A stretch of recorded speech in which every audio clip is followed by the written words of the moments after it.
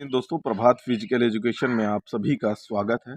जो बच्चे बिहार 2.0 का वेट कर रहे हैं और एग्ज़ाम का वेट कर रहे हैं और एग्ज़ाम देने जा रहे हैं, उनके लिए एक बहुत बड़ी खबर है। एक खबर नहीं, 2-3 खबर है और उस पे मैं इस वीडियो में आप लोगों से बात करने वाला हूँ। ये वीडियो बहुत ज़्यादा इम्पोर्टेंट होने वाला है क्योंकि आपके एग्ज़ाम डेट डिले हो चुके हैं।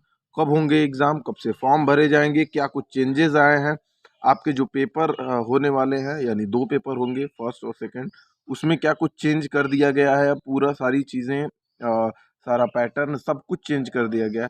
क्या कुछ बड़े-बड़े बदलाव हुए हैं, उन सारी बातों को लेकर के इस वीडियो में एक-एक करके बहुत बारीकी से चर्चा करेंगे। ये वीडियो 5 से 7 मिनट का होगा, लेकिन इसमें आप सारी चीज़ें आपके जो माइंड में चल रही हैं, वो सारी चीज़ें क्लियर हो जाएँगी कि कब फॉर्म भरे जाएँगे, कब एग्ज़ाम होंगे, क्या उसी डेट को एग्ज़ाम होंगे।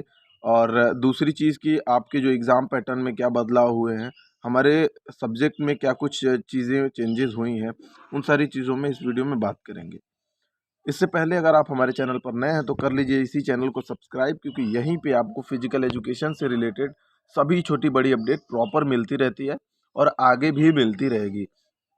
आप सबका बहुत सपोर्ट मिल रहा है और इसी लिए मैं मोटिवेट होता हूँ और आप लोगों के लिए वीडियो बनाता हूँ और कोई भी इन्फॉर्मेशन आती है तो सबसे पहले आप लोगों को देने की कोशिश करता हूँ। अगर आप हमारे चैनल पर नए हैं तो कर लीजिए इसी चैनल को सब्सक्राइब। डिस्क्रिप्शन बॉक्स में लिंक है, व्हाट्सएप ग्रुप से जुड़ना बिल्कुल मत भूलना, क्योंकि वहाँ पे सबसे पहले सारी चीज़ें वहाँ पे प्रोवाइड की जाती हैं, चाहे वो नोटिफिकेशन, सिलेबस या कुछ भी या फिर आपके एग्ज़ाम से रिलेटेड कोई भी अपडेट होती है या कुछ इन्फॉर्मेशनल चीज़ें होती हैं तो वो आपको प्रोवाइड की जाती हैं वहाँ पे। अ, अब हम बात कर लेते हैं बारी-बारी से, जो भी क्वेरीज़ आ रही हैं उन सारी क्वेरीज़ को लेकर के। सबसे पहले हम बात कर लेते हैं कि आपके जो एग्ज़ाम है, सबसे पहले फॉर्म को लेकर के बात कर लेते हैं कि फॉर्म भरने की जो तिथि थी 3 तारीख से फॉर्म फिलअप होने थे और 14 तारीख तक फॉर्म फिलअप होने थे। लेकिन अब इस तिथि में बदलाव हो चुका है। तो क्या अब इस तिथि में बदलाव हुआ है तो आगे डिले कितने दिनों तक होगा? तो एक चीज़ मैं क्लियर कर दूँ कि बहुत ज़्यादा दिनों तक डिले नहीं होगा। डिले होने का कारण ये था कि और भी नियुक्ति और भी जो पद थे वो स्वीकृत करने बाकी थे, इसकी वजह से आपके जो एग्ज़ाम में डिले हुआ है। दूसरी चीज़ ये है कि आप 3 तारीख से 14 तारीख तक जो एग्ज़ाम होने थे, अब उसमें पहले 69,000 या 70,000 के करीब में पद थे, लेकिन उनमें अब 50,000 पदों की वृद्धि कर दी गई है। तो 50,000 पदों की वृद्धि कर दी गई है, लेकिन जो आयोग को भेजा गया है वो अभी 70,000 पद ही भेजे गए हैं। तो सरकार का ये मानना है कि हम वो 50,000 पद भी ऐड करके ही आप लोगों की वैकेंसी निकालें। ऐसा कुछ सोच रही है सरकार। अब देखें कि वो करती है या फिर वही 70,000 पद निकालती है। लेकिन ज़्यादातर चांसेस हैं कि उसी के लिए डिले कर दिया गया है। ये पेपर में निकला हुआ था कि आपके जो पद हैं, पद वृद्धि के लिए और भी पद स्वीकृत होने हैं। इसकी वजह से आपके जो एग्ज़ामिनेशन फॉर्म में, एप्लीकेशन फॉर्म में डिले हुआ है, ठीक है।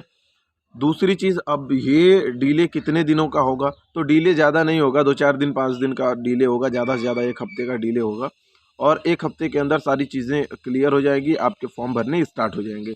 अब 1 हफ़्ते का अगर इधर डिले हुआ है, तो कहीं न कहीं ये भी समझिए कि आपके 1 हफ़्ते का उधर भी डिले होगा। कब? दिसंबर मंथ में, जब आपके 7 से 10 दिसंबर तक एग्ज़ाम होने थे। अब वो 7 से 10 दिसंबर तक ना हो करके वहाँ वहाँ आपको कम से कम 1 महीने 1 हफ़्ते का डिले होगा, यानी 7 दिन का कम से कम डिले होगा, ठीक है? तो 7 दिन इधर आप ले लीजिए, 7 दिन उधर ले लीजिए। आपके एग्ज़ामिनेशन फॉर्म 1 हफ़्ते बाद स्टार्ट हो जाएँगे, 1 हफ़्ते के अंदर स्टार्ट हो जाएँगे और उधर 1 हफ़्ते के बाद आपके 17 या 15-17 तक आपके जो एग्ज़ाम है वो कंडक्ट कराए जाएँगे। अ, ईएमआरएस के उसी टाइम एग्ज़ाम है तो देखेगा कि आगे पीछे कुछ ना कुछ किया जाएगा। एक डेट को एग्ज़ाम नहीं होंगे, वो तो सबको पता ही है, ठीक है। दूसरी चीज़ ये है कि एग्ज़ाम पैटर्न में पहले क्या होता था कि इस 75 क्वेश्चन हिंदी के आते थे और 25 क्वेश्चन आते थे इंग्लिश के। अब उसमें उस पैटर्न में बदलाव कर दिया गया। पहले 2 पेपर होते थे, लेकिन अब होंगे 1 पेपर। अब सारी प्रोसेस को अच्छे तरीके से समझ लो। जो सेकंड पेपर होता था वो क्या होता था, क्वालीफाइंग होता था। उसमें से 100 में से 30 क्वेश्चन सही होने चाहिए थे, कंपल्सरी होते थे। जिनके 30 क्वेश्चन सही नहीं होंगे वो उनके जो फर्स्ट पेपर है वो चेक ही नहीं होंगे, ठीक है। तो सेकंड पेपर में आता क्या था, 75 नंबर का आपका हिंदी आता था और 25 नंबर का इंग्लिश आता था। अब इसमें टोटल 100 क्वेश्चन आते थे, इसमें 30 क्वेश्चन बहुत कंपल्सरी थे। जिनका 29 होगा उनके जो फर्स्ट पेपर है वो चेक नहीं होते थे और वो डिस्क्वालीफाई हो जाते थे, ठीक है। दूसरी चीज़, अब इसको जब फर्स्ट पेपर में ही एड ऑन कर दिया गया है तो टोटल अब आपके क्वेश्चन पूछे जाएंगे तो क्या 200 नंबर के पूछे जाएंगे, ऐसा नहीं। आपके क्वेश्चन 150 नंबर के होंगे एज इट इज़। जैसे आपके 80 क्वेश्चन, आपके 80 क्वेश्चन आपके आते थे सब्जेक्ट से, वैसे ही आएंगे 80 क्वेश्चन सब्जेक्ट से। दूसरी चीज़, जो 40 क्वेश्चन में जनरल के क्वेश्चन आएंगे, जैसे रीजनिंग हो गया, साइंस हो गया, ये सारी चीज़ें अगर आएंगी तो करंट अफेयर हो गया, तो 40 क्वेश्चन आपके यहाँ से आएंगे जनरल पार्ट से और 80 क्वेश्चन आएंगे आपके सब्जेक्ट से। बाकी ये टोटल हो गए आपके 120। बाकी 30 क्वेश्चन आपके पूछे जाएंगे किससे, 30 क्वेश्चन आपके होंगे क्वालिफाइंग हिंदी और इंग्लिश। हो सकता है कि 10 हिंदी, 10 इंग्लिश और 10 कंप्यूटर का भी हो सकता है। लेकिन अभी मुझे जहाँ तक उम्मीद है कि ये लोग 15 हिंदी और 15 इंग्लिश का ही करेंगे और उसी में वो आपके क्वालिफाइंग होंगे।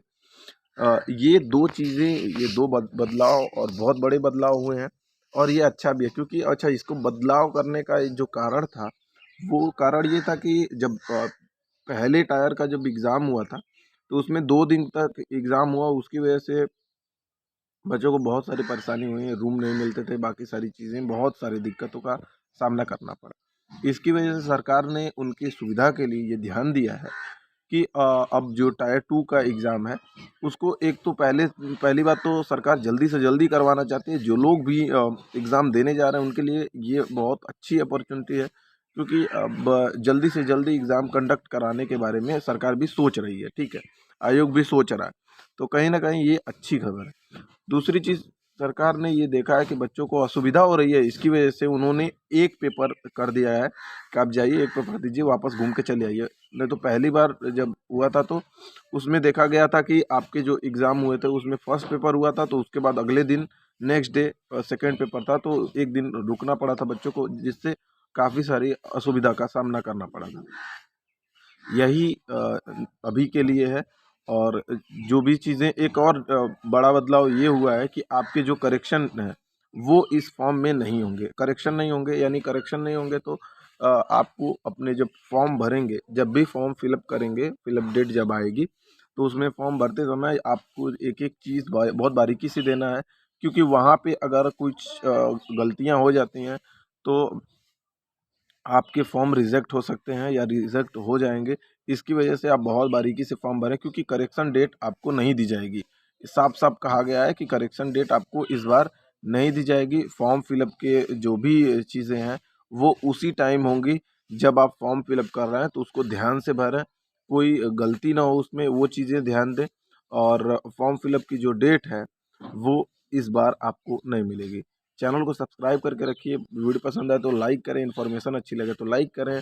डिस्क्रिप्शन बॉक्स में लिंक है, जा करके हमारे व्हाट्सएप ग्रुप को जरूर ज्वाइन करें। मिलते हैं नेक्स्ट वीडियो में, तब तक के लिए जय।